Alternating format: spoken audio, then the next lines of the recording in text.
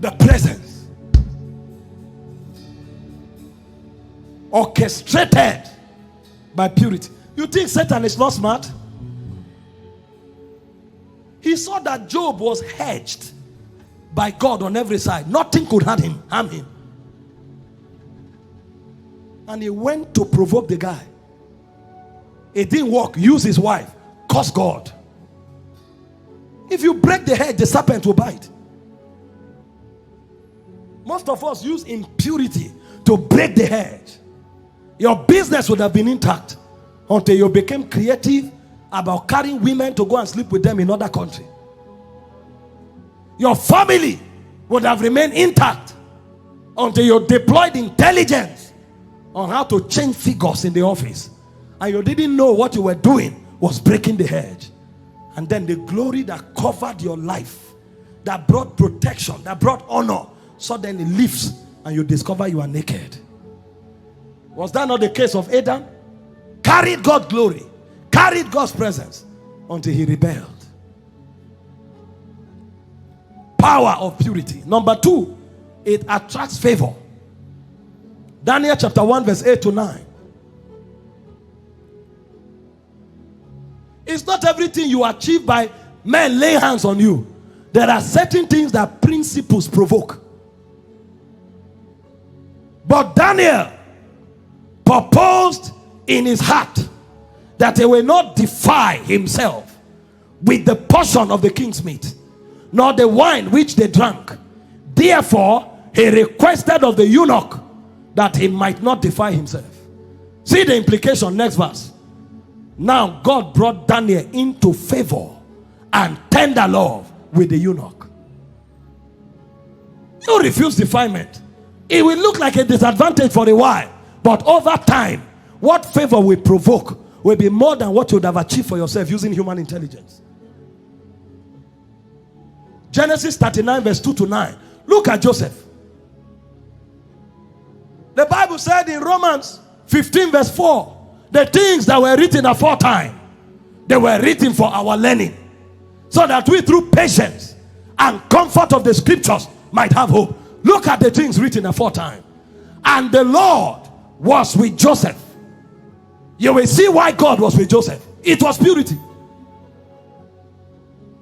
And he was a prosperous man. And he was in the house of his master, the Egyptian. So even slaves can prosper if God is with them.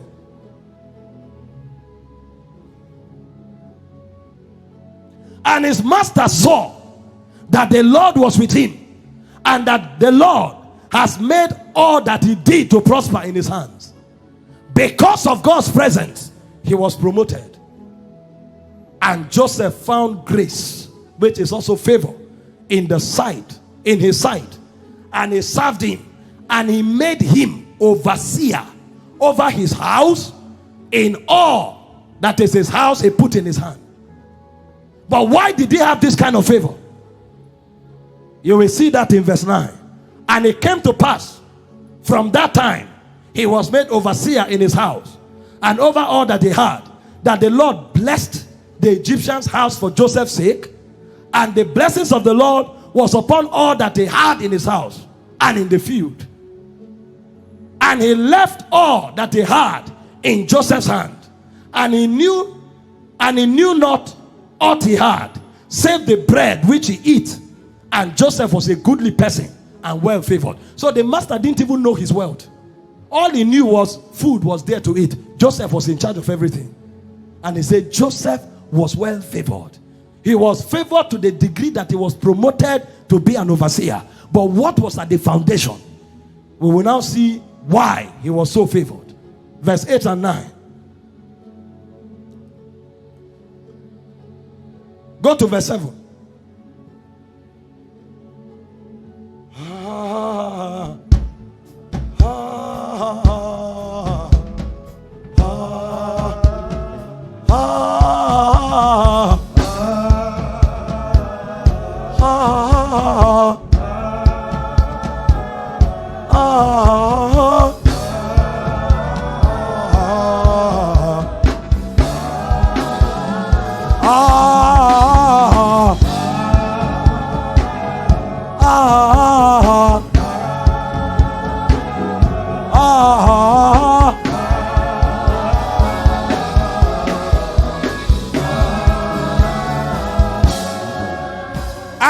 pass after these things, that his master's wife cast her eyes upon Joseph and said, lie with me. This is where we discovered the secret of Joseph's favor and power. He said, but he refused. I wish God will raise a generation of people that can refuse. And you will see favor like never before. You will see divine presence. The problem we have is that we can't refuse. And in our generation, they don't even entice us. We are the one who draw them to us. In the name of seeking favor. Favor that does not come from God.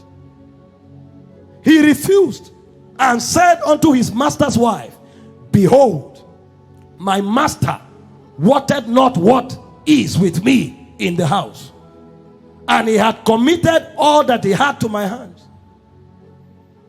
He doesn't even know what he has. All that he has is in my care.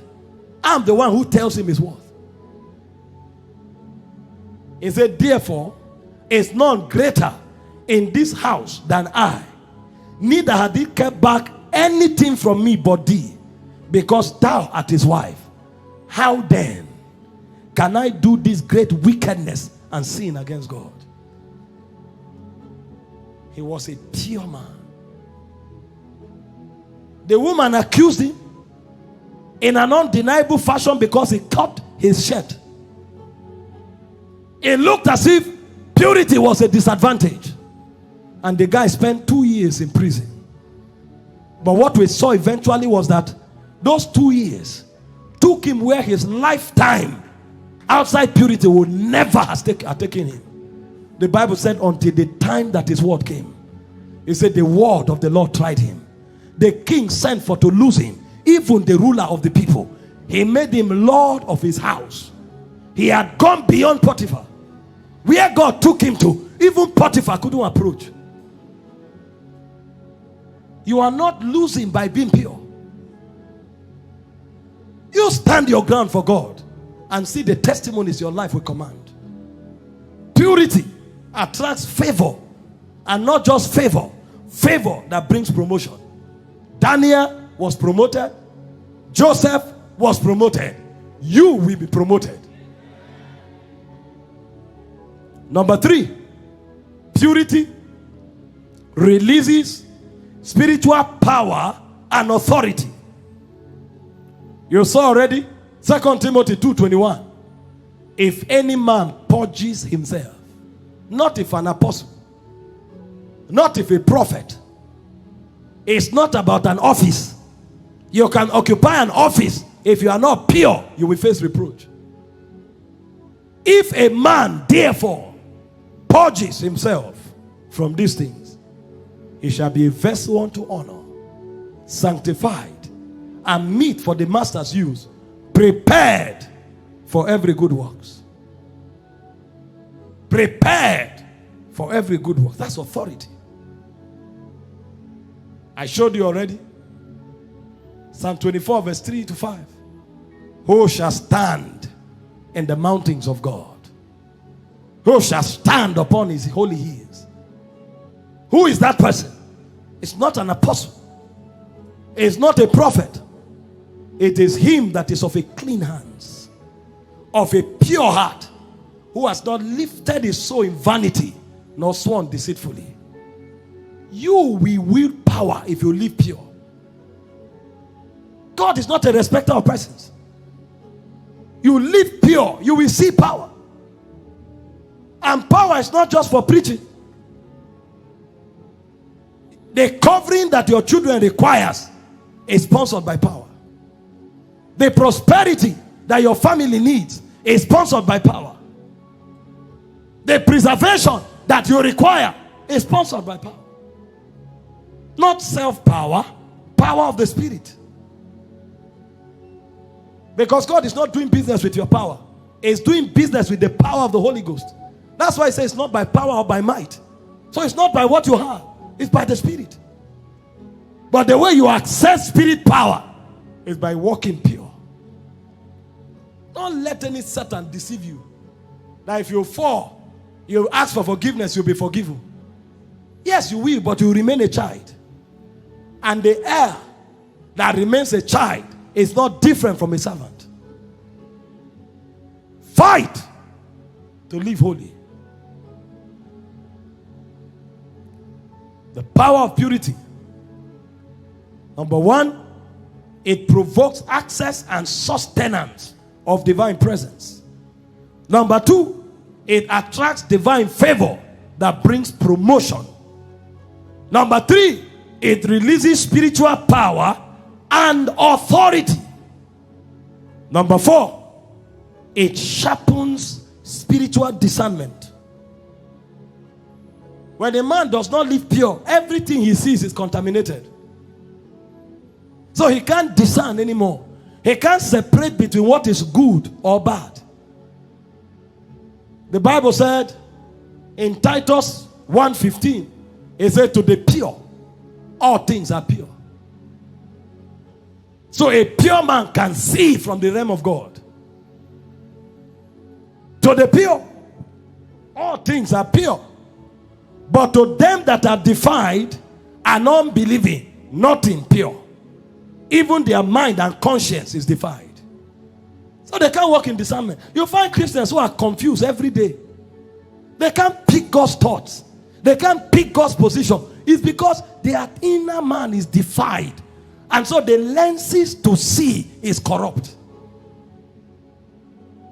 That's why they keep pursuing prophets everywhere, from mountain to forest to bush to river.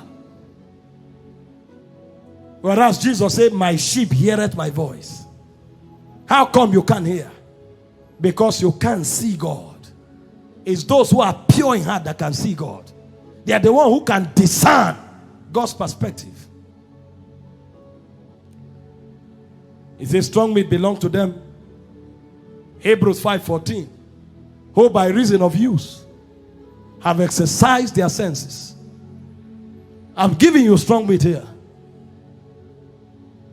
Exercise their senses to discern between good and evil. You need discernment. I tell you, your life is a catalog of decisions. Nothing is more numerous in your life than decisions. Every ladder is a decision. And so those who lack discernment, they are done for in life. But it takes purity to walk in discernment.